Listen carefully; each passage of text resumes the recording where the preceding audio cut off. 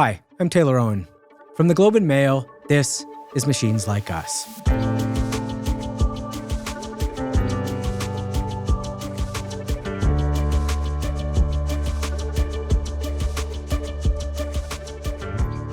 If we don't build it, they will.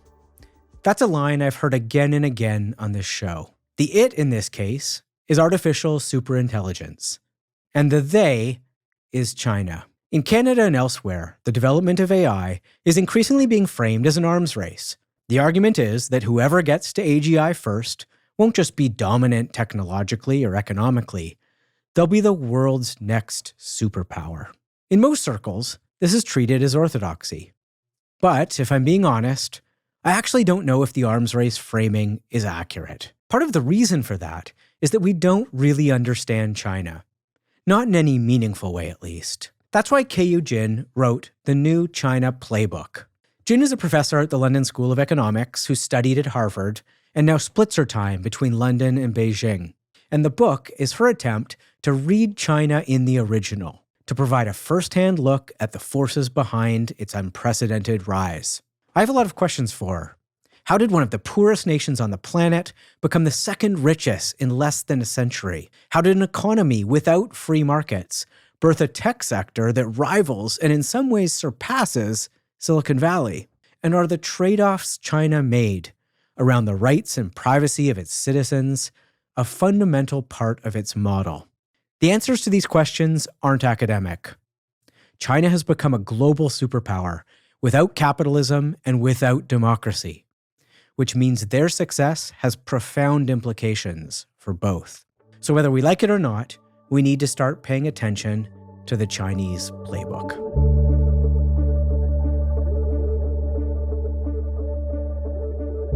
Keyu Jin, welcome to Machines Like Us. Great to be with you, Taylor. Thanks for having me.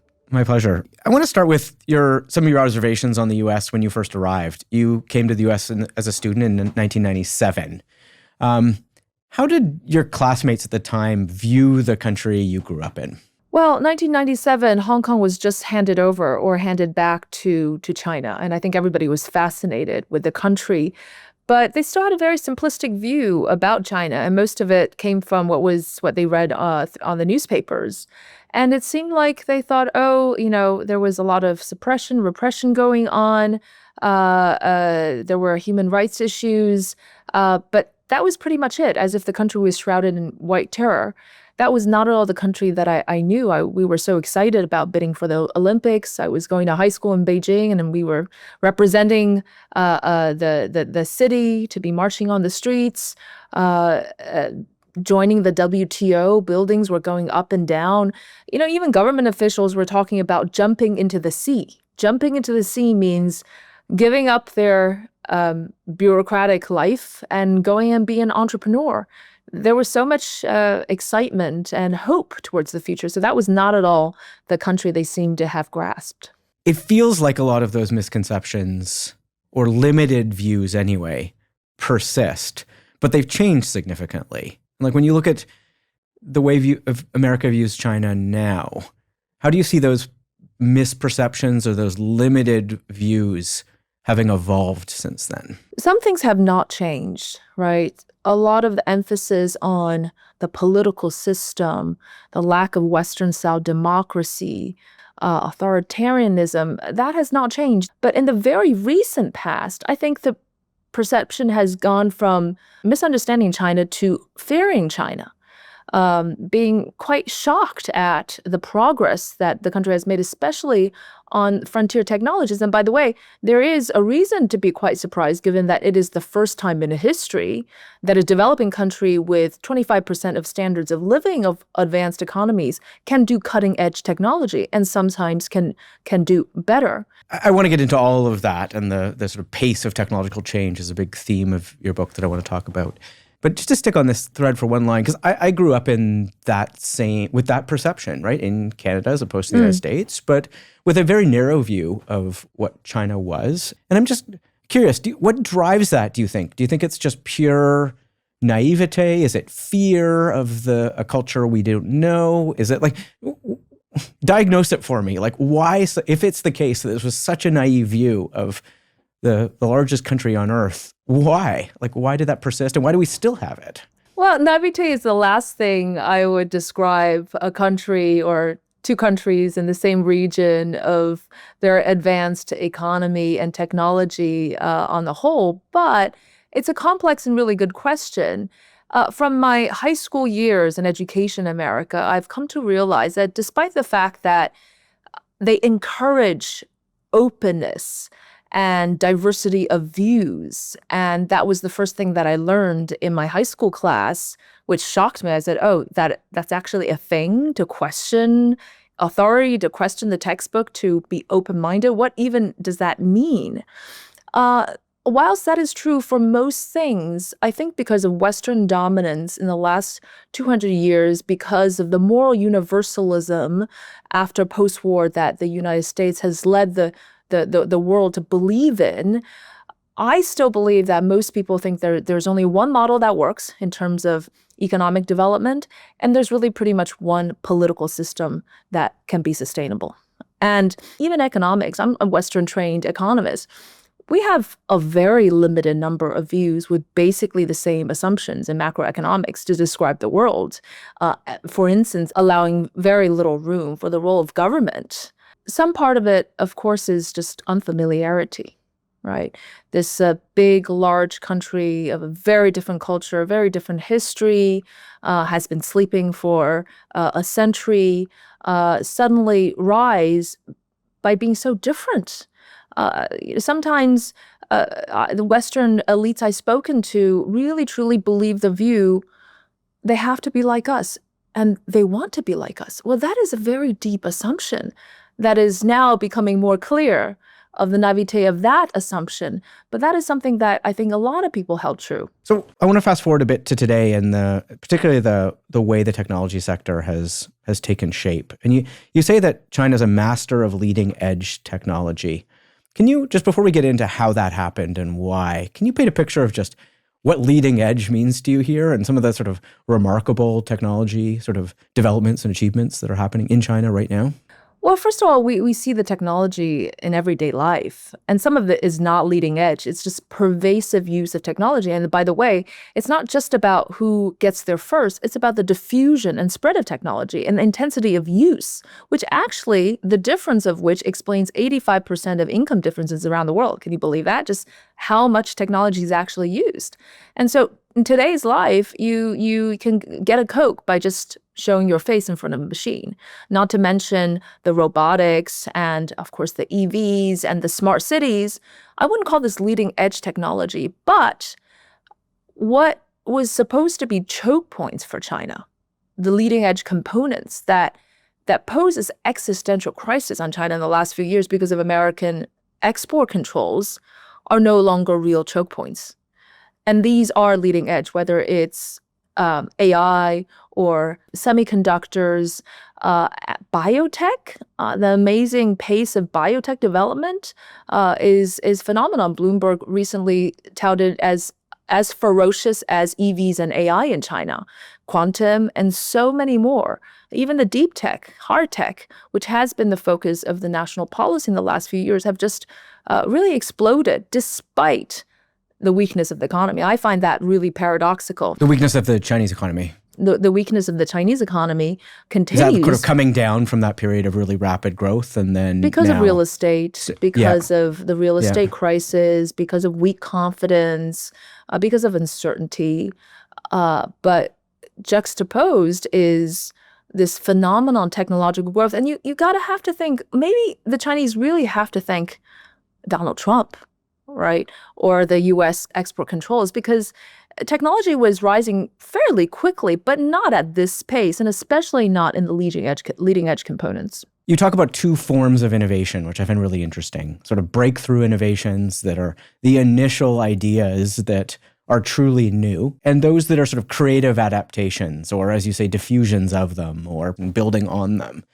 So can you describe those two models of innovation, how you view them, and then where does China now sit in that dichotomy? Is it as clean as US still leads on breakthroughs and China adapts, or is it more complicated than that now? Well, first, a little bit of history. Until I'd say the mid-2000s, China was an imitator. So calling China a copycat was not off. It was actually pretty accurate. I remember Facebook's exact copy in China was something called people to people in China, many different examples like Facebook that. copies a lot of companies here too. So wow, that's not the game, I Chinese guess. phenomena. Yeah.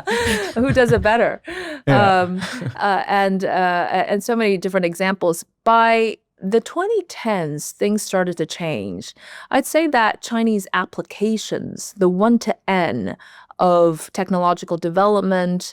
Can you describe what you mean by 0 to 1 and 1 to end? Because I think it's a very valuable frame. Yeah, I think this is the way the Chinese separate the difference between real inventions, real first time, novel breakthroughs, going from 0 to 1, and 1 to end, the infinite variety of innovations that could be because of processes, because of new products, higher quality.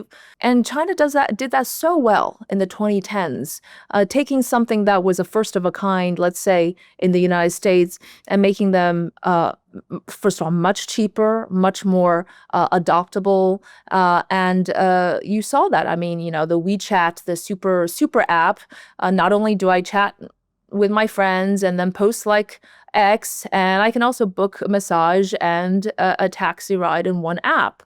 And lots of different examples, but TikTok would a smartphone be an example of that too? Like taking like an initial Exactly. idea, breakthrough? Smartphone, Yeah. you have the Apple, but not everyone can afford Apple, right? But then there's Xiaomi, which has great cameras, a third of the price, maybe even less than that. And that was the 2010s. But starting from the late right before COVID, I'd say 2018, 2019, there was a real sense that the choke points were in the high-tech, hard-tech components and, things that the Chinese really needed for everyday use. And that was out of necessity that then the nation quickly turned towards techno-nationalism and really undergoing this huge effort to overcome these choke points. But I really want to emphasize that the point is not that it was the state, right? The state played a big role in mobilizing resources and mobilizing the whole nation. It was an existential threat coming from abroad. It was also that it forced competitors to work together. I mean, think about Huawei. The company that was brought down to its knees and almost died because of the sanctions, was forced to go into AI, was forced to go into semiconductors. And even though it had not the access to the advanced chips in the US, it made up the gap through other kinds of innovation, including ecosystem efficiency, which actually explains a large part of the differences. It's not just the chips itself, it's the whole ecosystem. And it forced unlikely partners like Alibaba and Huawei to work together. Why? Because there is an existential threat.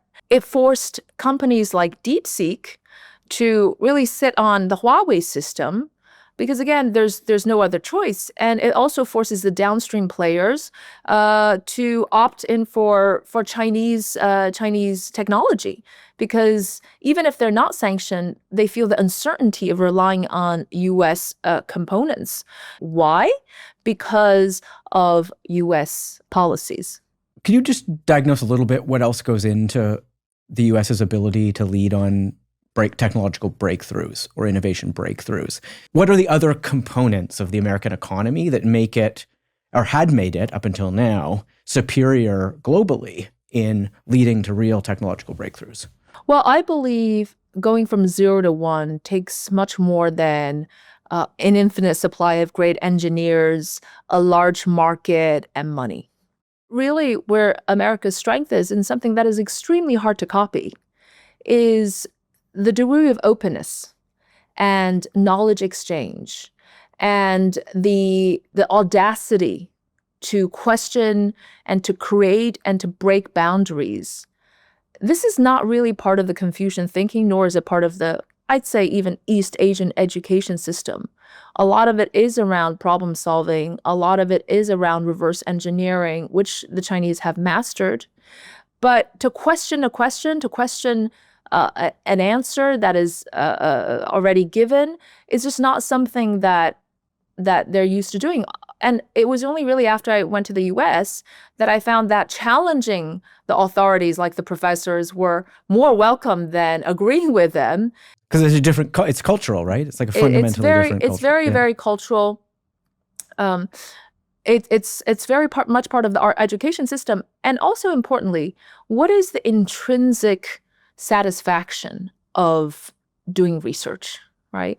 It's not extrinsic necessarily, financial returns or recognition. The intrinsic satisfaction of curiosity, intellectual stimulation to have an impact, that's actually something that you can aim to achieve once you're a rich country, I have to say. When you're still hungry, when you're still competing, you think, I need to get a good job, I need to solve a problem, and I need to have the financial realization, which made the cycle very short for Chinese technology companies for a long time. It was, investors come in with the idea of exiting in 3 years, 5 years. So we have this short, flat, fast kind of notion of how society and investment should work. And so where was the basic research? Who had time to think about things for the long term? But that was when China was growing really, really fast. All of a sudden, China's not growing that fast anymore. And there are real threats. So it forces China to think longer term. Paradoxically, in these instances, it is... Yeah, that's interesting. You always think of it as being the opposite, right? Yeah, it's lacking patience rather in a fast-growing country than the opposite. But now, as the country gets more prosperous and the education system evolves as well, the Chinese students who are very smart and who are very interesting start to pivot to kind of question more fundamental things. I once spent a bit of time trying to understand the model that enabled this. And I think what's striking about this is during this period and within this model, not only is there not free markets as we in the West would define them, but there is not robust rule of law. There isn't IP protections. There isn't the same kind of corporate governance model that we have. All of these things that we have presented as kind of necessary building blocks to economic growth and innovation. How did this emerge in spite of all of that? What's the parallel worldview and political economic model that enabled that kind of innovation? Well, first of all, everything you said, those elements, let's be frank, they're all desirable. Desirable. But whether they are imperative for a development success story is, I think, what China is bringing into question. And, just before we dive in, this question, what is the fundamental difference in terms of economic outcomes between socialism and capitalism? It is dynamic entrepreneurialism. And I'd argue, having traveled around the world, lived in US, Europe, and China, that there's no country with more dynamic entrepreneurialism than seen in China and the US. But China not behind the US, at least on par. And you got to ask, so is there really only one model, capitalism? Now, my view is these things are great to have, but these things take a long time to build. And they may never be built if the economy doesn't actually grow. So how did China overcome that difficulty, which many developing countries, if not most, have not been able to overcome? Well, first of all, it is that unique model, which I wrote about extensively in my book. We call it the mayor economy. We call it the mayor economy because it sounds almost identical to market economy in Chinese. 市场经济 and 市长经济. You probably can't tell the difference. It's kind of a. I admit I couldn't. But it's kind of a slant on the word market economy, but to describe that model, which is political centralization and extreme economic decentralization, as an answer, as a solution to the problems that you have mentioned of lack of rule of law, corporate governance, lots of resources in the hands of the government, et cetera, et cetera.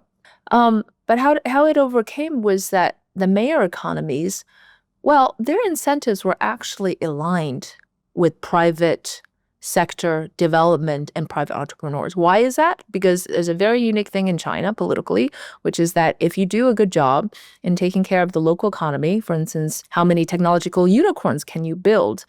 But these basic metrics, if you do well and take care of your economy and spur growth, you are more likely to be promoted. And the mayor gets promoted to be the provincial governor gets promoted to be the vice chairman of the country, and that vertical ladder is what you're aiming. But how do you actually make a great local economy? Do you just help the state-owned enterprises? Just help those who give you some kickback?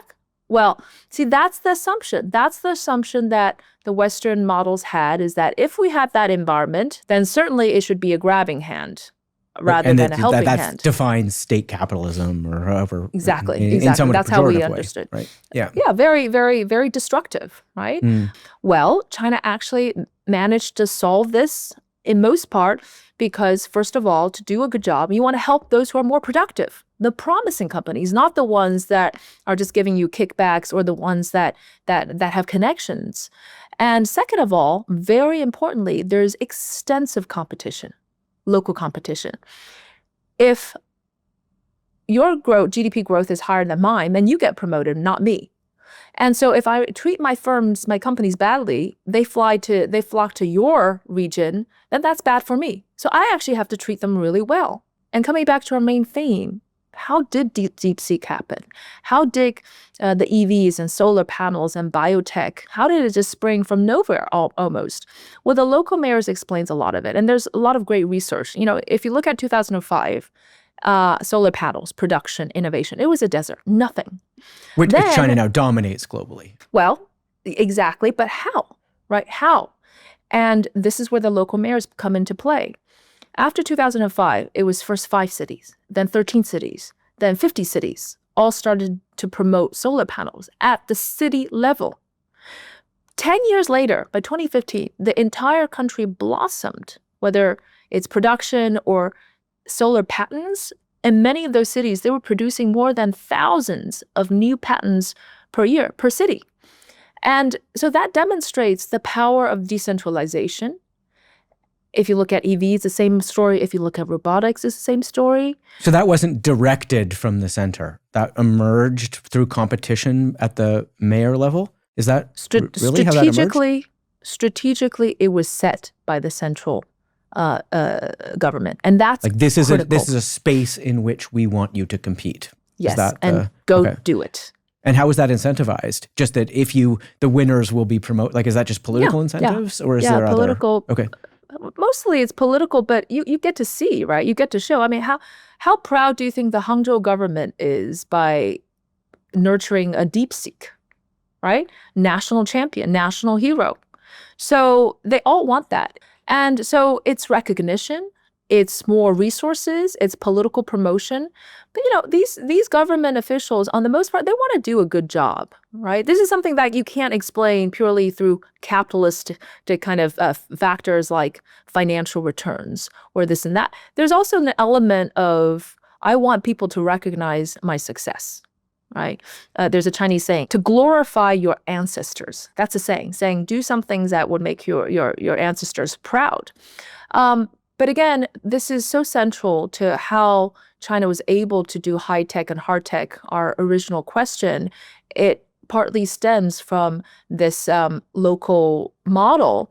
And again, very importantly, the local government will coordinate the entire supply chain. So why is supply chain so efficient in China? Why they can build mini Silicon Valleys in a very short period of time. And it's all around China. It's not just in Shenzhen and Shanghai, Beijing. It's in many, many different cities. How does that model apply to the case of DeepSeek you mentioned? I mean, here's a case of it largely in reaction to U.S. policy. You have an AI breakthrough that I think took a lot of people, at least outside of China, by surprise. So how does that whole model play into that moment that allowed a company like DeepSeek to produce something that I think really, truly was innovative and kind of shocked in some ways the international AI community? DeepSeek is not one of those obvious examples where local government support and local government arrangements spurred its success. It's actually one of the great examples of how entrepreneurial China is, how much it has responded to constraints.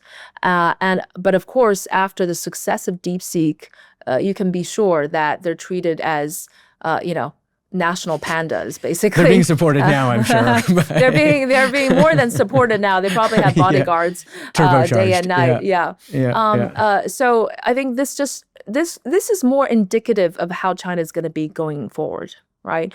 Pure private sector strength. But that said, look, there's no company in China that doesn't have to endlessly deal with and interact with local governments. Is DeepSeek a sign of a failure of U.S. policy? Like, was this just or is it an unintended consequence, or is it like an utter failure of that approach of trying to limit supply chains to China that they might think is necessary for high-tech breakthroughs?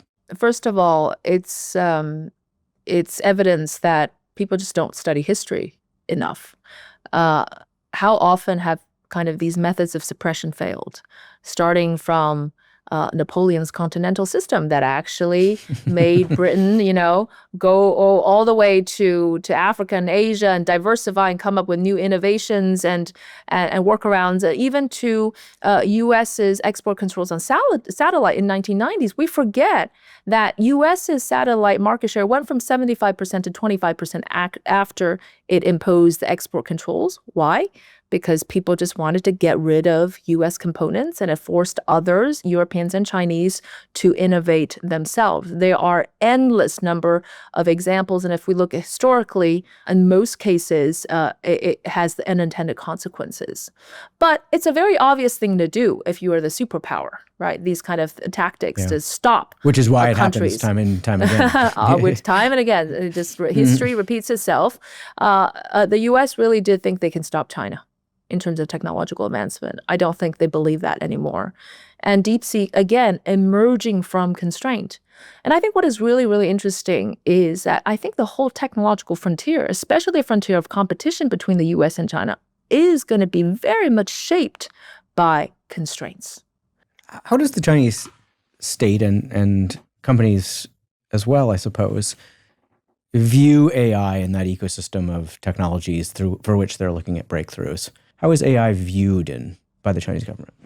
Well, it is a general purpose technology. It was steam and that was electricity.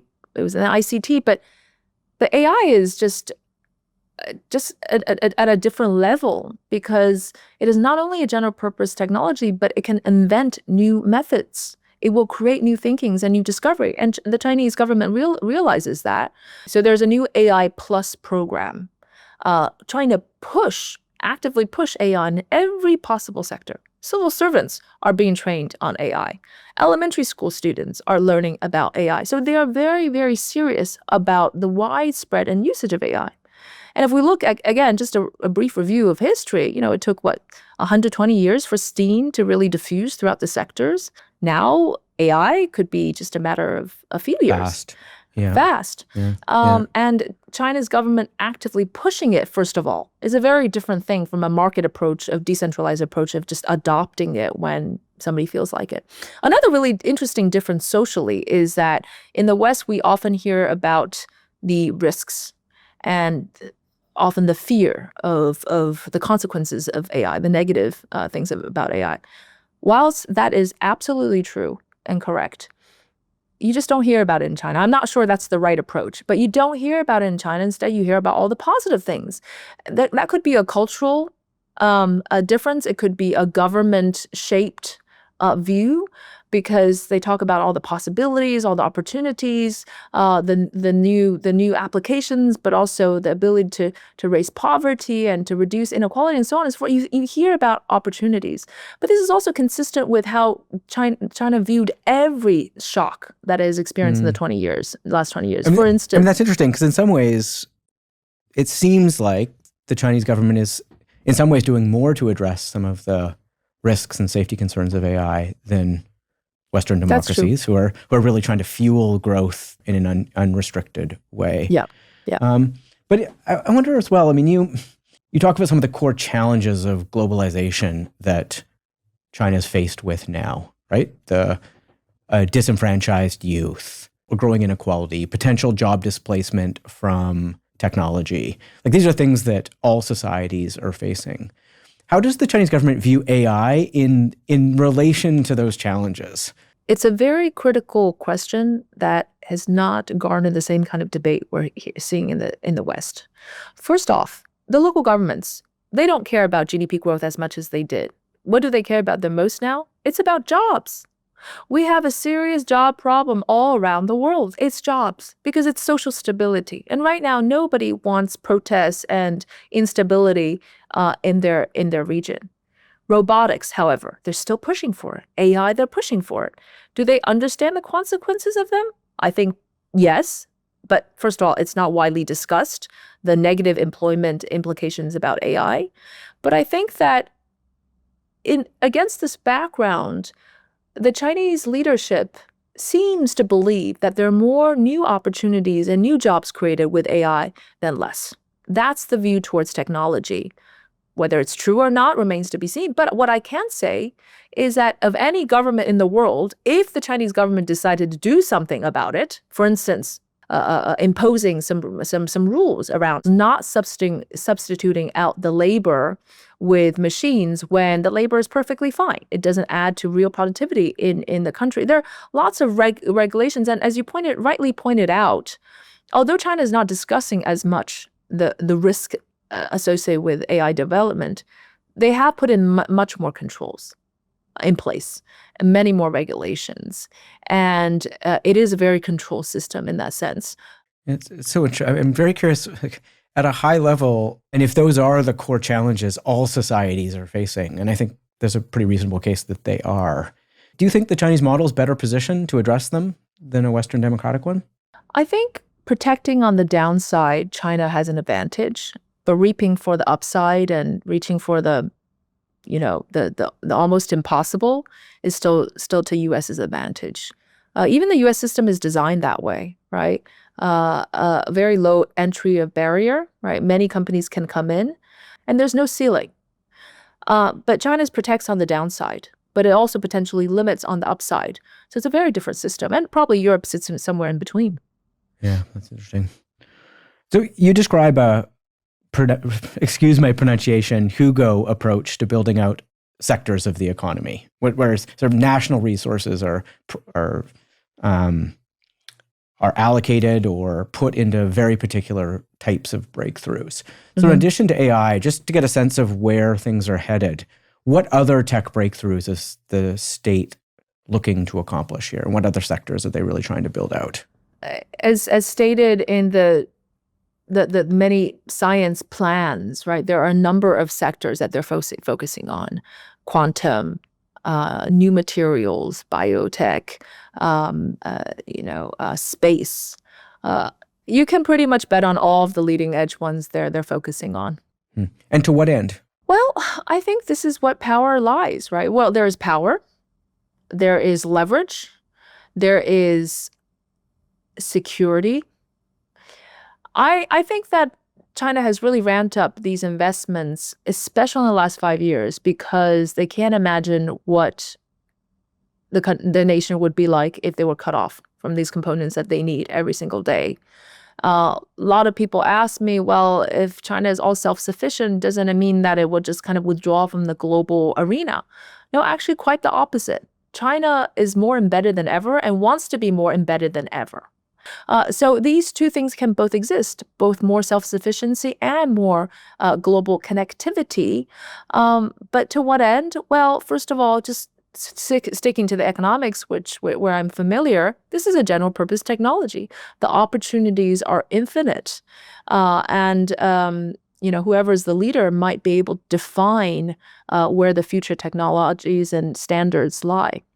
That's a great transition to one of the last things I want to talk to you about here, which is where you sort of see the relationship between this Western model and a Chinese model, or the US and China more pointedly could go or should go. And I think you're really arguing for more collaboration and less competition, right? You think there's some upside, some real economic, at least, upsides to greater collaboration.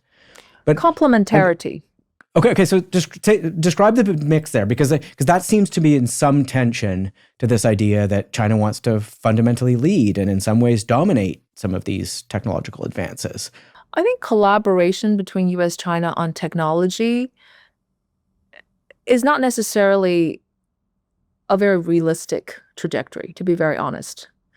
But moving in parallel, I think most likely, rather than colliding, let's say, but also encouraging healthy competition, right? If we think about the observation that monopolies have gotten more powerful, there's more inequality, there's more power in the few, U.S. especially, needs more competition, not less. China actually needs a little bit less competition. There's too much of an overdrive of competition. So the fact that U.S. has China, either in the mirror view or in the front, is a good thing for the whole world. Right? Reducing monopoly power, spreading technology, but also complementarity. Are they really identical? No, we just argued why they're not, right? One is more on applications, one is more on diffusion, one's open source, one's closed source, and one is more ecosystem, one is actually on the leading edge components.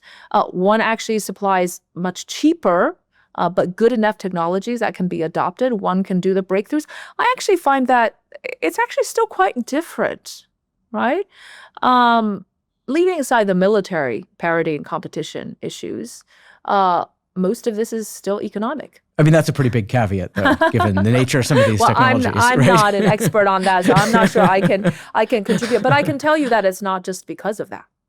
It's right. not just because of that, because every general purpose technology has so much potential and opportunity.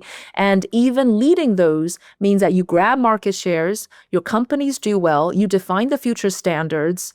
These are really pretty important economic benefits. You do say that China won't actively seek conflict as these technologies come online. Why do you say that? Well, it's hard to tell, but my view is that they're going to respectively carve out their own space. The world is large enough. The market is large enough. Developing countries and advanced markets need really different things. And that goes to play into different advantages that the two countries have. And also, by creating uncertainty and chaos, I mean, that's not good for the companies themselves either. At the end, we underestimate how much the micro level, the companies themselves, make the actual decisions. Which is why, despite all this political fighting around the world and protectionism, globalization is not broken. It's actually pretty resilient. In the end, the companies make the decision. Do I want to adopt multiple technological platforms because it serves in my interest, or do I, want to be political about it? I think in the end, economics still drive at the micro level. I want to get your sense and thoughts or even guidance about the position Canada's in right now. We are being forced to diversify some of our reliance on the U.S. economy. And that's meant reconsidering some of our relationship with China. And I think the idea economically that we'd be more collaborative with the Chinese economy is a very attractive one, right? But we're having to do this in the face of some, I think, real and legitimate grievances that are quite conflictual, right? Like the Chinese government has interfered in the last 3 Canadian elections. There are real threats around Chinese citizens in Canada. There's issues of IP theft, right? There's some real grievances, I think, that we face that we're trying to weigh against this potential upside of the collaborative or joint development model you're talking about. How should we think about that trade-off as a country? Because we're literally in the middle of it right now. Well, first of all, with how the United States is going around the world, there are lots of reasons through that logic to do much less business with the United States. Oh, I agree. And I think that's the position the government's in, right? No question. Yeah. But all around the world, right? And but I think some countries would like to a certain extent separate some of these things and sort out the differences. What's practical and good for the country, for the world? What are things that need to be negotiated, to be discussed, to be ironed out? The differences were always there. Coming back to the 1997, I truly believe that some of these deep gaps or large gaps and differences could be ironed out over time through a better understanding. And China as a country has changed a lot, evolved a great deal, even on many of the things that you mentioned. If you talk about IP theft, well, that is changing. That has evolved. If you talk about some other things that the values that the Western system espoused, that's also changing very, very fundamentally, even if a bit slowly. And You mean on things like speech and political expression? yeah, absolutely. The way they treat people, even through COVID, has dramatically improved compared to before. This is a country learning and finding its feet and finding that equilibrium, that striking that balance between freedom and security. And sometimes there are trade-offs. So first of all, understanding that different cultures choose to be on different parts of that spectrum would help. And second, to understand that China is ready to talk. China is ready to negotiate.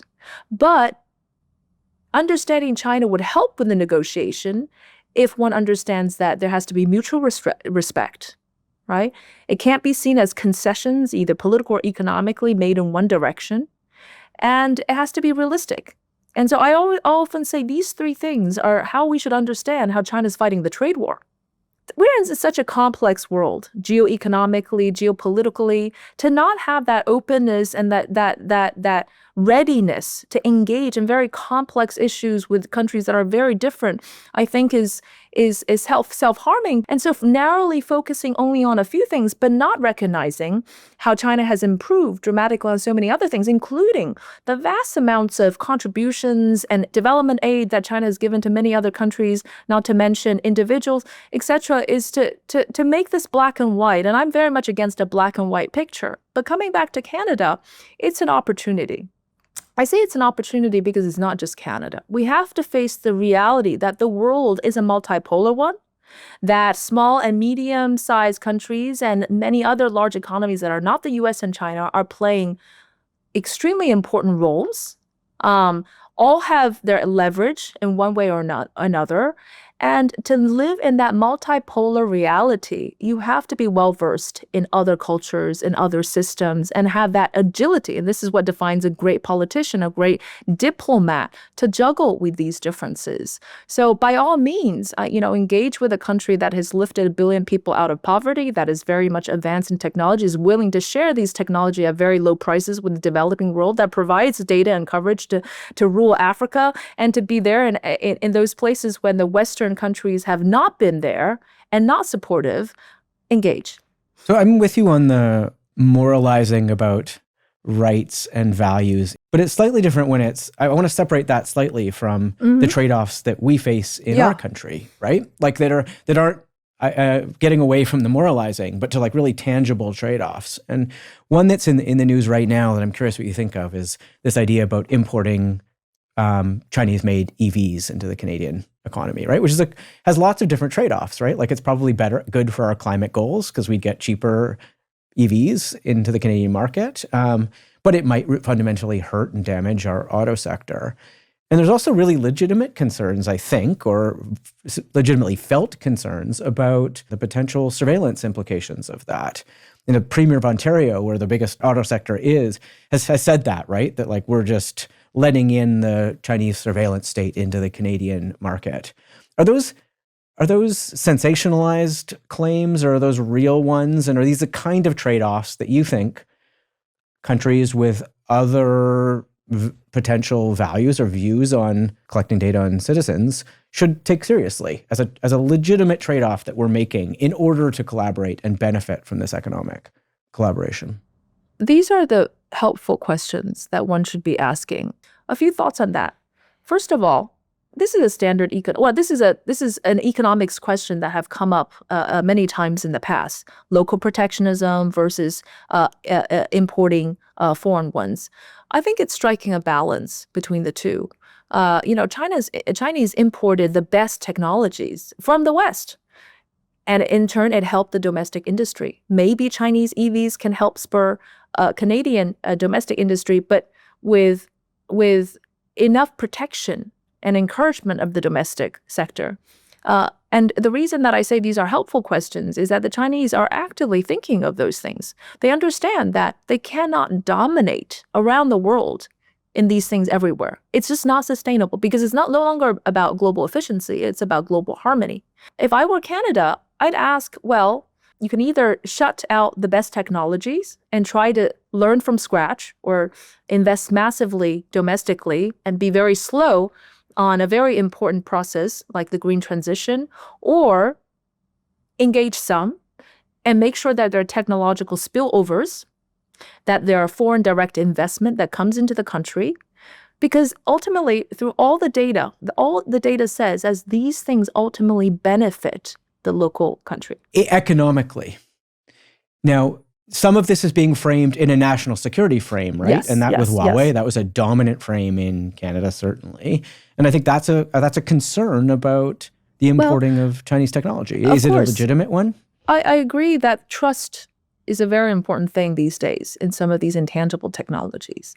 And this is where you could argue that the United States has an advantage, a global advantage, right? But of course, in lots of parts of the world, they're fine living with that trust in the Chinese. It's just very different. But I'd say most part, the United States has that advantage. But again, I'm not a technologist, but in certain cases, are there technological ways of monitoring these things? I believe then when the United Kingdom was seriously investigating about Huawei's technologies, they were discussing about ways to actually control certain parts of the things you were talking about. Is there a way to control? If there is, great. If there's not, well, it's really up to the country. I mean, I want to pivot a little bit here to a slightly bigger picture. Towards the end of your book, you drop what sounds a bit like a bombshell. You write, "For those who cling to the belief that Western-style democracy with its full embrace of capitalism is the only system that can generate widespread prosperity, China's global rise poses a perplexing paradox." Does this then spell trouble in your view for a Western capitalist democratic model? Is this a fundamental challenge to it? I don't think whatever China had developed is meant to be a challenge to the Western model. It in no way threatens the Western model. It simply says that there's more than one way of bringing about success, and maybe there are elements of it that the whole world should also consider, but also some of its failures. But look, no system is perfect, right? Western-style capitalism, especially in the United States, we're seeing unprecedented levels of inequality. The cost of living has skyrocketed. It's a country that's living on the extremes, and that you don't see in China, but the economy is slowing. There are debt problems. There are all kinds of economic issues. No system is perfect, but I think just understanding that because of historical differences, cultural differences, political system differences, differences in values, countries might want to adopt on that spectrum between China and the US, some version, a hybrid of both. Some would like to have more government intervention. America doesn't really need it in most cases, right? Is there a case that they're drifting towards that? I think so. You're seeing the state invest, take ownership of percentages of American companies. This is feeling quite industrial policy in the U.S. Absolutely. Industrial policy was a boogeyman in America for 30 years. And now we're talking about I it have again, to mention right? that it's awfully suspicious that it might have to do with something with China's success with industrial policies, right? Being kind of a motivation to think about that. For someone who spent the better part of their year living in Western democracies, are there features of Western democracy generally that you think should be held to regardless of their economic costs, right? Like even if there is a superior growth or economic model? Absolutely. And again, I want to mention that despite the fact that Chinese system is not a Western-style democracy, there are lots of democratic values that the country aspires to, the people aspires to. The young generation will love to have a more open and free society. These are all really things to hold on to and to value and to hope for. And I think it is, in some aspects it is improving, in some aspects it is regressing, unfortunately.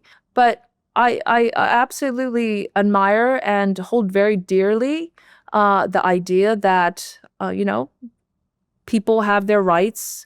People have the rights to express their views, to go after the impossible, the freedom and of ideas. Of course, we've seen that some of the consequences are not as expected, and sometimes to the opposite of what the system was designed for. But some of the fundamental things, yes, I believe that a lot of Chinese citizens aspire to that. Just to close, you mentioned that you now have students coming to you saying that to really make it, they need to build their lives and careers in China as opposed to the U.S., which feels like a pretty fundamental shift in the nature of both economies and their power in the world, frankly. And what would it mean to you? What would the world look like if that goes sort of a further and China emerges really as a dominant superpower here? What does that world look like to you? Well, first of all, America's greatest strength is the ability to attract talent from all around the world. And whilst China would like to move in that direction, it is far, far, far from being that attractive center. And even though Chinese students, for a variety of reasons, believe that there's more opportunity for them on the whole in their home country, whether it is true for the global talent pool is in question. However, I have to say that with what the current U.S. administration is doing, ousting or at least being very aggressive towards academic professors, scientists, and withdrawing their funding, yes, many of them are considering going to China, which is showering them with opportunities and funding. If America is not treating its talent well, they're going to go and find other places. That mobility of people and opportunity, the distribution of opportunities, which is why, again, coming back to the local government idea of competition, different healthy competition is actually what should stop the United States from continuing on some of the things that destroy their most valued advantages. Should the West be worried? Is the America's role as a superpower safe, or is it slipping? If we look around the world and look at the instability and the chaos created, it's not really created by China these days, is it? Going back throughout history, wars and military conflicts are not emanating or initiated or have much to do with China. So where is the fear coming from? Is it the fear of competition? Well, as we mentioned, there is a significant amount of healthy competition to be cherished. And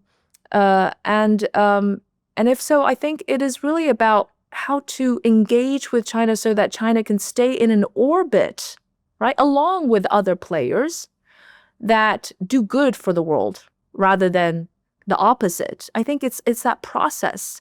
And so without that engagement, I think we are in a very dangerous world. Speaking to you from a country that is, for the first time in a long time, worried about our very existence, in part because of the behavior of our historically closest ally, a lot of that rings very true. I think that all of us, all nations around the world, have to face that geoeconomic reality that diversification is really important. Resilience is important. Having options and choices is important, even if it's not the most efficient, even if there's costs associated with that. Having horizontal corridors with as many partners as you can, as the GCC countries are doing, ASEAN countries, China doing, all building ties, right? Laying out the foundation that connects the world. That's what everybody else is doing. Versus this idea of dominance. That sounds a lot like globalization. It is trying to repair globalization when there are fundamental attackers there.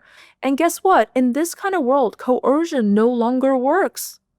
Coercion doesn't work. And I don't know when it's going to take the United States to figure that out, but part of the reason is that they're underestimating, I'm not sure if Canada is in that camp, but underestimating this huge undercurrent of the rest of the world, of building connections. Look at digital payments, right? Look at this de-dollarization trend that is happening slowly but surely, to not be at the mercy of either one or two countries, but really to have that diversity of opportunities. That's the new geoeconomic reality. And coming back to Canada, it is something that the country will seriously have to deliberate. I mean, we were being forced to in a way that we didn't expect to, but now are, I think, in a very real way. It's not a bad thing necessarily. It's not necessarily, and there are very strong feelings, as you know, about about the role of China in that diversification in Canada. And but I think first and foremost, it means understanding the country better. And your book has certainly helped me do that. So thank you for talking to us about it.